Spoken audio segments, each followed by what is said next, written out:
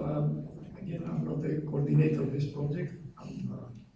I was asked by the coordinator to present it because he had some last-minute problem to come. So this project, which I think it belongs to this session for sure, but as I think I said earlier, to informally outside this session, perhaps it would have been better to be presented in the first session, but no problem. I know it's difficult to categorize. So anyway, so our project here is called iProd for integrated management of product heterogeneous data. So, oops, there's a problem, yeah. Okay, let's try to see because I cannot see.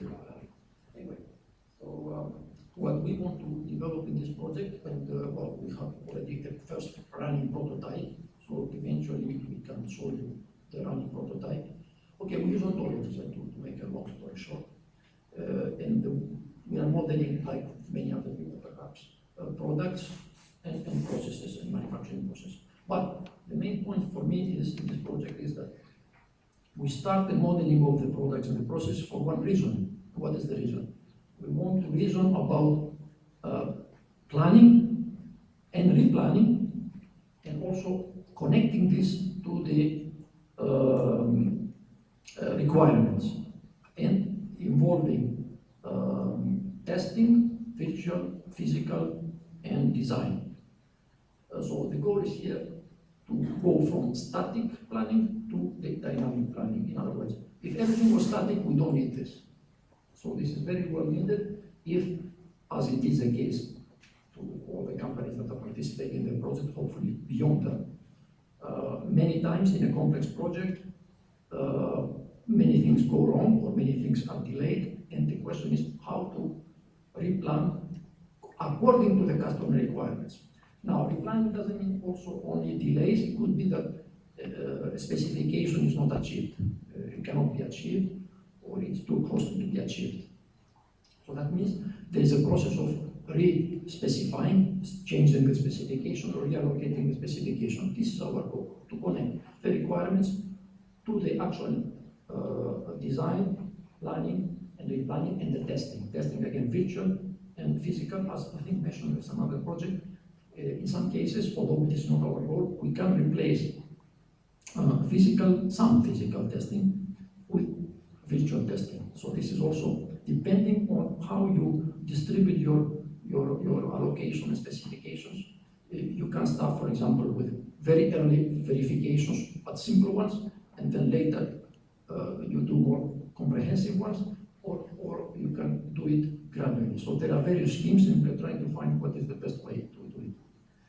So this is, by the way, we also started this project because it is well known that testing is a significant cost of product development cost in aeronautics and the automotive industry.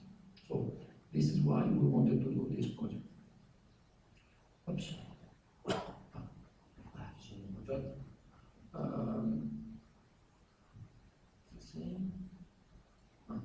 Okay. Yeah, I think here I don't want to say too much, except it's not a very good, but it's good that it catches your attention. It is a distorted picture, obviously. I know somebody mentioned, and I'm very glad, that legacy issues are always with us through the years, throughout. Well, we made a small contribution here. We have developed a legacy data connector, which is ontology-based, which is helping to bring in available data models and to the ontological scheme to be reused, because knowledge reuse is one of the important things in this project, including data that are available in your company. So this is something that already we have a prototype, has been already presented in one of the forums. One more issue is here that because we're talking about PLM, obviously, the goal of this project, one of the goals is to put more semantic definitions in the PLM structures along the problems I mentioned. Sorry for that, it's really very... Okay, this is just to show you a little bit the structure of the high-level interface. So we have the correlation matrix is one of our ontologies that correlate correlates the user requirements to the task to be done and the planning to be done. And of course, optimization is always something one can do after all this setup. Here schematically we show what we are touching upon in this project, again, from the requirements. Because we found out that our partners, they do not have the connection between requirements and not only definition and analysis, but also the plan management, the design, and the verification. So now, not only we have the connection, but the reasoning, as I said, like the planning, replanning, and rescheduling. Okay, this is the arrows. And then the final transparency. I think this is a good one because it's one image. So this shows you the conception of the logical architecture of what we, as I said, we have already run the prototype. First one. It shows that we have the backbone is an integration framework. That the goal of this is to act like a director of an orchestra. You know, it orchestrates, an orchestrator of the whole process.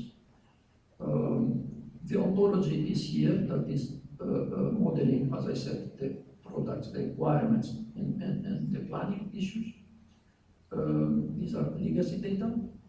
And then here we have the three reasoning modules. So this is the subjective-objective correlation, that means how to correlate customer requirements to technical specifications.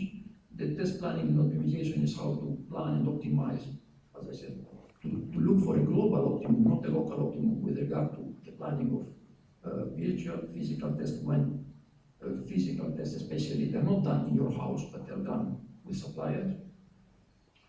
And then the last reasoning module is the what we call it, knowledge-based execution systems.